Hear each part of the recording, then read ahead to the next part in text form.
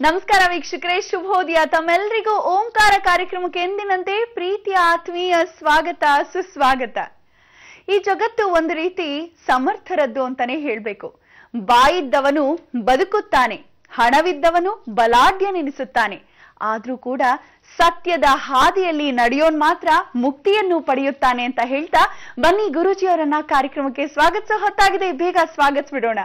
ಶ್ರೀಯುತರು ಖ್ಯಾತ ಜ್ಯೋತಿಷ್ಯರು, ಸಂಖ್ಯಾಶಾಸ್ತ್ರಜ್ಞರು, ಸದಾದೇವಿ ಔಪಾಸಕರು ಹಾಗೂ ನಮ್ಮೆಲ್ಲರ ನೆಚ್ಚಿನ ಗುರುಗಳು, ವೈಬ್ರೇಷನ್ ಗುರು ಅಂತಾನೆ ಖ್ಯಾತಿ ಪಡೆದಿರುವಂತಹ ಶ್ರೀ ಶ್ರೀ ರವಿಶಂಕರ್ ಗುರೂಜಿಯವರು. ಗುರುಜಿ ನಮಸ್ಕಾರ. ಓಂಕಾರ ಕಾರ್ಯಕ್ರಮಕ್ಕೆ ಪ್ರೀತಿಯ ಸ್ವಾಗತ ಗುರುಜಿ. ತಮ್ಮ ನಮಸ್ತೆ ಶಂಕರ. ಗುರುಜಿ, ಇವತ್ತು ಗುರುವಾರ, ಹಾಗೆ ನಾವೆಲ್ಲ ಬಹಳ ಉತ್ಸುಕತೆಯಿಂದ ಬಂದಿದ್ದೀವಿ ಕಾರ್ಯಕ್ರಮಕ್ಕೆ. ಯಾಕಂದ್ರೆ ಇವತ್ತು ಬಾಬಾನ ಕುರಿತು ಸಾಕಷ್ಟು ವಿಶೇಷ ಮಾಹಿತಿಯನ್ನ ನೀಡ್ತೀರಾ ಅಂತ ಭಾವಿಸ್ತಾ ಇವತ್ತಿನ ವಿಶೇಷತೆ ಏನು ಅಂತ ಪ್ರಾರಂಭ ಮಾಡೋಣವೇ? ತುಂಬಾ ವಿಶೇಷವಾಗಿ ಬಾಬಾ ಜೊತೆ ಇವತ್ತೊಂದು ವಿಸ್ಮಯದ ಒಂದು ವಿಚಾರ ಕೂಡ ಹೇಳ್ತೇನೆ. ಗುರುಗ್ರಹ ವೃಷಭ ರಾಶಿಗೆ ಪ್ರವೇಶ, ಗುರು ಗೋಚಾರ ಫಲ ಅಂತ ಹೇಳ್ತೇವೆ. ಪ್ರತಿ ವರ್ಷ ಒಂದೊಂದು ಮನೆಯಿಂದ ಇನ್ನೊಂದು ಮನೆಗೆ ಗುರು ಬರ್ತಾನೆ ಅಂತಕ್ಕಂಥದ್ದು. ಗುರುವೇ ದಾರಿ, ಗುರುವೇ ಬೆಳಕು, ಗುರುವೇ ಜ್ಞಾನ, ಗುರುವೇ ಅಮ್ಮ ಅನ್ನತಕ್ಕಂಥದ್ದು ಅಂತ ಒಂದು ಗುರುಗ್ರಹವು ಮೇಷರಾಶಿಯಿಂದ ಶುಕ್ರನ ಮನೆಯಾಗಿರ್ತಕ್ಕಂಥ ಆ ಒಂದು ವೃಷಭ ರಾಶಿಗೆ ಬಂದು ಕುಳಿತುಕೊಳ್ತಕ್ಕಂಥ ಒಂದು ಪ್ರಭಾವ. ಸೊ ಒಂದೊಂದು ರಾಶಿಗೂ ಒಂದೊಂದು ಫಲ ಇರುತ್ತೆ. ಹೇಗೆ ವರ್ಷ ಭವಿಷ್ಯ ಹೇಗಿರುತ್ತೆ, ನಮಗೆ ಜನವರಿ 1 ಇಂದ ಡಿಸೆಂಬರ್ 31 ವರೆಗೂ ಹೇಗಿರುತ್ತೆ, ಕೆಲವರು ಯುಗಾದಿ ಸಂಕ್ರಮಣದಿಂದ ಆರಂಭ ಜೀವನ ಹೇಗಿರುತ್ತೆ ಅನ್ನತಕ್ಕಂಥ ಲೆಕ್ಕಾಚಾರ ಹಾಕಿದ್ರೆ, ಇನ್ನೂ ಕೆಲವರು ತುಂಬಾ ಜನ ಜ್ಯೋತಿಷ್ಯ ತಿಳ್ಕೊಂಡವರು ನಾವುಗಳು ಆ ಗುರು ಮೂಮೆಂಟ್ನೇ ಕಾಯ್ತಿರ್ತೇವೆ. ಈ ರಾಶಿಯಿಂದ ಹೀಗೆ ಬರ್ತಾನಪ್ಪ, ಏನೇನಾಗುತ್ತೋ ಅನಾಹುತ. ಯಾಕಂದ್ರೆ ಗುರು ಅಂದ್ರೇನೆ ಕೋರ್ಟ್ ಮೆಟ್ಟಿಲು, ಗುರು ಅಂದ್ರೇನೆ ರಾಜಕಾರಣ, ಗುರು ಅಂದ್ರೇನೆ ಜೈಲು, ಗುರು ಅಂದ್ರೇನೆ ಸಾರ್ವಜನಿಕ ಅಪಮಾನ, ಗುರು ಅಂದ್ರೇನೆ ಪುತ್ರ ಸಂತಾನ, ಗುರು ಅಂದ್ರೇನೆ ಪುತ್ರ ನಷ್ಟ ಕೂಡ ಆಗ್ತಕ್ಕಂಥದ್ದು, ಗುರು ಅಂದ್ರೇನೆ ಅವಮಾನಗಳು, ಅಪವಾದಗಳು, ಅಪಮೃತ್ಯುಗಳು, ಅನಾರೋಗ್ಯ ಸಮಸ್ಯೆಗಳು.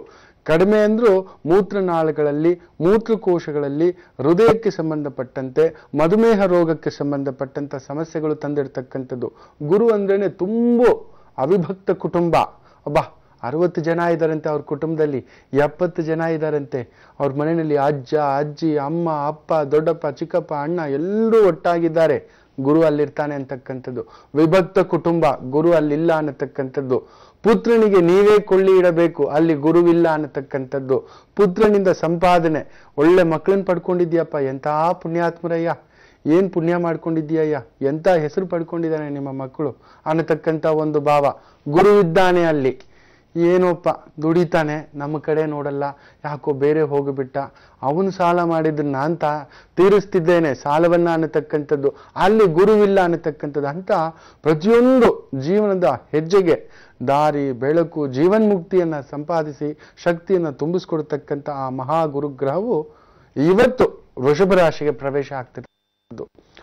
ಯಾವ ರಾಶಿಗೆ ಯಾವ ರೀತಿ ಫಲ ಅನ್ನೋದನ್ನ ಇವತ್ತಿನಿಂದ ನಾನು ನಿಮಗೆ ಕೆಲವೊಂದು ಭಾಗಗಳಲ್ಲಿ ತಿಳಿಸ್ಕೊಡ್ತೇನೆ. ಅದರಲ್ಲೂ ಅತಿ ಮುಖ್ಯವಾಗಿ ವೃಶ್ಚಿಕ ಲಗ್ನ, ಕಟಕ ಲಗ್ನ, ಮಕರ ಲಗ್ನ, ಇಲ್ಲ ಮಕರ ರಾಶಿ, ಕಟಕ ರಾಶಿ, ವೃಶ್ಚಿಕ ರಾಶಿ, ಕನ್ಯಾ ರಾಶಿ, ಸಿಂಹ ರಾಶಿ, ಕುಂಭ ರಾಶಿ, ಮೇಷರಾಶಿ ಅತಿ ಮುಖ್ಯವಾಗಿ ಬಹು ವಿಶೇಷತೆಗಳನ್ನ, ಶುಭ ಫಲಗಳನ್ನ ಕಾಣತಕ್ಕಂಥ ಒಂದು ವರ್ಷವಾಗಿರುತ್ತೆ. ಅದರಲ್ಲೂ ವೃಶ್ಚಿಕ ಲಗ್ನದವರಿಗೆ, ವೃಶ್ಚಿಕ ರಾಶಿಯವರಿಗೆ ಒಂದು ಜಾಗ ಇಲ್ಲ ಮನೆ ಇಲ್ಲ ಒಂದು ಕಾರು ಇಲ್ಲ ಒಂದು ಪುಟ್ಟ ಪಾಪು ಮನೆಗೆ ಬರಲೇಬೇಕು. ಮದುವೆ ಆಗಿದ್ರೆ ಇಲ್ಲ ಮದುವೆ ಆಗಿ ತುಂಬಾ ವರ್ಷಗಳಿಂದ ಮಕ್ಕಳಾಗಿಲ್ಲ ಅನ್ನತಕ್ಕಂಥ ಕೊರಗಿನಿಂದ ಇರತಕ್ಕಂಥವರಿಗೆ. ಕುಂಭ ರಾಶಿಯವರಿಗೆ ತುಂಬಾ ದಿನಗಳಿಂದ ಭೂಮಿಗೆ ಸಂಬಂಧಪಟ್ಟಂತ ಕದಲಿಕೆ, ಉದ್ಯೋಗಕ್ಕೆ ಸಂಬಂಧಪಟ್ಟಂತ ಕದಲಿಕೆಗಳಿದ್ರೆ ಅದಕ್ಕೆ ಸಂಬಂಧಪಟ್ಟಂತ ದೋಷದಿಂದ ಹೊರಗಡೆ ಬರ್ತೀರಾ. ಕಟಕ ರಾಶಿ, ಕಟಕ ಲಗ್ನದವರು ಸುಮಾರು 14 ಇಲ್ಲ 16 ವರ್ಷದಿಂದ ಏನೇನು ಏರುಪೇರು ಸಮಸ್ಯೆಗಳು ನೋಡ್ತಿದ್ದೀರೋ ಇವೆಲ್ಲದರಿಂದ ಹೊರಗಡೆ ಬರ್ತಕ್ಕಂಥ ಪೂರ್ಣ ಕುಂಭ ಸಮಯ. ಒಂದು ರೀತಿ ಕುಬೇರ ವೃಷ್ಟಿ ಆಗತಕ್ಕಂಥದ್ದು, ಕನಕ ವೃಷ್ಟಿ ಆಗತಕ್ಕಂಥ ಪರಿಪೂರ್ಣ ಛಾಯ ಈ ಒಂದು ಕಟಕ ರಾಶಿಯವರಿಗಾಗುತ್ತೆ. ಸಿಂಹ ಲಗ್ನದವರಿಗೆ, ಸಿಂಹ ರಾಶಿಯವರಿಗೆ ವಿಶೇಷವಾದಂಥ ಒಂದು ಭೂಮಿಯನ್ನ ಮಾಡ್ಕೊಳ್ತಕ್ಕಂಥದ್ದಾಗುತ್ತೆ, ಮನೆಯನ್ನ ಮಾಡ್ಕೊಳ್ತಕ್ಕಂಥದ್ದಾಗುತ್ತೆ. ಯಾಕಂದ್ರೆ ದಶಮ ಭಾವದಿಂದ ಸುಖ ಸ್ಥಾನವನ್ನ ನೋಡ್ತಕ್ಕಂಥ ಗುರು. ಸುಖವನ್ನ ನೋಡಿದ್ರೆ ಇನ್ನೇನು ವಿಶೇಷ ಅಭಿವೃದ್ಧಿ, ವಿದ್ಯಾ ಪ್ರಸಂಗಗಳಲ್ಲಿ ವಿದೇಶ ಒಂದು ವ್ಯಾಸಂಗ ಮಾಡಬೇಕು. ಯಾಕಂದ್ರೆ ಗುರುಕೇತು ಸಂಧಿ ಆಗುತ್ತೆ ಸಿಂಹರಾಶಿಯವರಿಗೆ.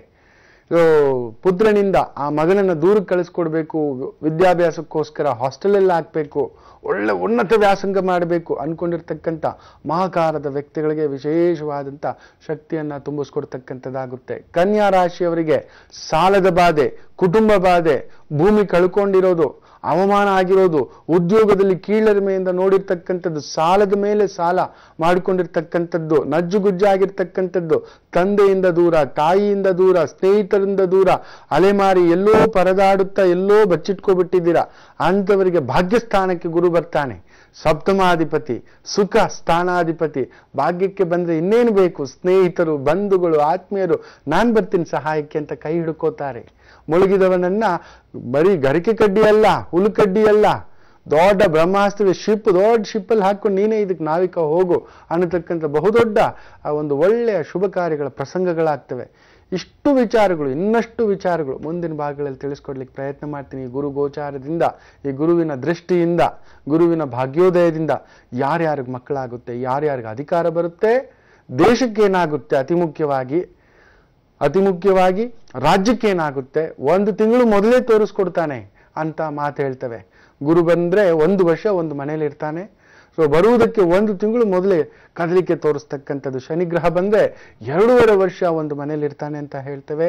ಅಂತ ಒಂದು ಶನಿಗ್ರಹ ಬರೋಕ್ ಮೊದಲು 2.5 ತಿಂಗಳು ಮೊದಲೇ ಒಂದು ಕದಲಿಕೆ, ಒಳ್ಳೇದೋ ಕೆಟ್ಟದ್ದೋ ತೋರಿಸ್ತಾನೆ ಅನ್ನತಕ್ಕಂಥದ್ದು. ರಾಜ್ಯಕ್ಕೆ ಏನಾಗುತ್ತೆ, ಬರಗಾಲವ, ಅನಾವೃಷ್ಟಿಯ, ಮುಖ್ಯಮಂತ್ರಿಯ ಮಟ್ಟದ ಒಂದು ಬಹುದೊಡ್ಡ ಪದವಿಯ ಒಂದು ಸ್ಥಾನದಲ್ಲಿರ್ತಕ್ಕಂಥವ್ರು, ಬಹುದೊಡ್ಡ ರಾಜ್ಯಾಂಗ, ಕಾರ್ಯಾಂಗ, ನ್ಯಾಯಾಂಗ ಅನ್ನತಕ್ಕಂಥ ಇಲಾಖೆಯಲ್ಲಿರತಕ್ಕಂಥ ಬಹುದೊಡ್ಡ ಅಧಿಕಾರಿಗಳಿಗೆ ಏನಾದರೂ ತೊಂದರೆಗಳಿದೆಯಾ, ಇಲ್ಲ ಬಹುದೊಡ್ಡ ಸಮಸ್ಯೆಗಳು ನಿವಾರಣೆ ಆಗುತ್ತಾ, ಮತ್ತೆ ರಾಜ್ಯ ಸುಭಿಕ್ಷ ಆಗುತ್ತಾ, ಜನಸಾಮಾನ್ಯರು ನೆಮ್ಮದಿಯಾಗಿರ್ತಾರ, ಮತ್ತೆ ಹಣ್ಣು, ತರಕಾರಿ, ಹೂವು ಇವೆಲ್ಲದರ ಬೆಲೆ ಇಳಿಯುತ್ತಾ, ಎಣ್ಣೆಕಾಳುಗಳ ಬೆಲೆ ಹತ್ತುತ್ತಾ, ಕಲಾ ಪ್ರಪಂಚಕ್ಕೊಂದು ದೊಡ್ಡ ಕುತ್ತಿದೆ, ಅದರಿಂದ ಏನಾದರೂ ದೊಡ್ಡ ಕಲಾವಿದರಿಗೆ ಸಮಸ್ಯೆ ಆಗುತ್ತಾ, ಇಲ್ಲ ಅವರು ಆ ಸಮಸ್ಯೆಯಿಂದ ಹೊರಗಡೆ ಬರ್ತಾರಾ, ಇವುಗಳೆಲ್ಲದರ ಬಗ್ಗೆ ಸಮಗ್ರ ಮಾಹಿತಿ ಕೇಳಬೇಕು, ತಿಳ್ಕೋಬೇಕು.